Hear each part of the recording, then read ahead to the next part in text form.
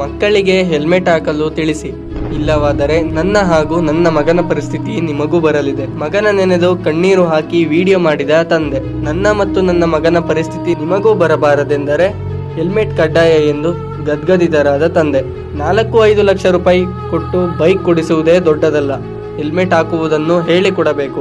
Mobile ತಗೋತೀರಿ, screen guard cover ಹಾಕಿಸುತ್ತೀರಿ, ಅದೇ ರೀತಿ helmet ಹಾಕಿ ಗಾಡಿ ಓಡಿಸಿ, ಜೀವ ಕಾಪಾಡಿಕೊಳ್ಳಿ.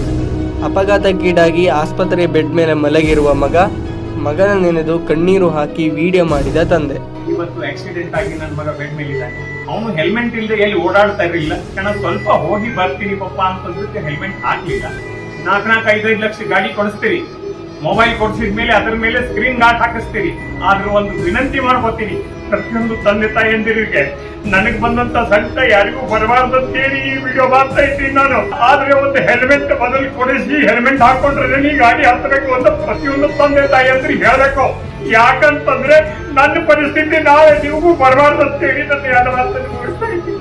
ಇವತ್ತು ಆಕ್ಸಿಡೆಂಟ್ ಆಗಿ ನನ್ನ ಮಗ ಬೆಡ್ ಮೇಲೆ ಇದ್ದಾನೆ. ಅವನು ಹೆಲ್ಮೆಟ್ ಇಲ್ಲದೆ ಎಲ್ಲಿ ಓಡಾಡ್ತಾ ಇರಲಿಲ್ಲ. ಸ್ವಲ್ಪ ಹೋಗಿ ಬರ್ತೀನಿ ಪಪ್ಪ ಅಂತಂದ್ರೆ ಹೆಲ್ಮೆಟ್ ಹಾಕ್ಲಿಲ್ಲ. 4-5 ಲಕ್ಷ ಗಾಡಿ ಕೊಡಿಸ್ತೀರಿ, ಮೊಬೈಲ್ ಕೊಡಿಸಿದ್ಮೇಲೆ ಅದ್ರ ಮೇಲೆ ಸ್ಕ್ರೀನ್ ಗಾರ್ಡ್ ಹಾಕಿಸ್ತೀರಿ. ಆದ್ರೂ ಒಂದು ವಿನಂತಿ ಮಾಡ್ಕೋತೀನಿ, ಪ್ರತಿಯೊಂದು ತಂದೆ ತಾಯಿಯಂದಿರಿಗೆ ನನಗ್ ಬಂದಂತ ಸಂಕಟ ಯಾರಿಗೂ ಬರಬಾರ್ದಂತೇಳಿ ಈ ವಿಡಿಯೋ ಮಾಡ್ತಾ ಇದ್ದೀನಿ ನಾನು. ಆದ್ರೆ ಒಂದು ಹೆಲ್ಮೆಟ್ ಬದಲು ಕೊಡಿಸಿ ಹೆಲ್ಮೆಟ್ ಹಾಕೊಂಡ್ರೆ ನೀ ಗಾಡಿ ಹತ್ತಬೇಕು ಅಂತ ಪ್ರತಿಯೊಂದು ತಂದೆ ತಾಯಿಯಂದ್ರಿಗೆ ಹೇಳ್ಬೇಕು. ಯಾಕಂತಂದ್ರೆ ನನ್ನ ಪರಿಸ್ಥಿತಿ ನಾಳೆ ನಿಮಗೂ ಬರಬಾರ್ದಂತೇಳಿ ನನ್ನ ಎರಡು ಮಾತನ್ನು ಮುಗಿಸ್ತಾ ಇದ್ದೀನಿ.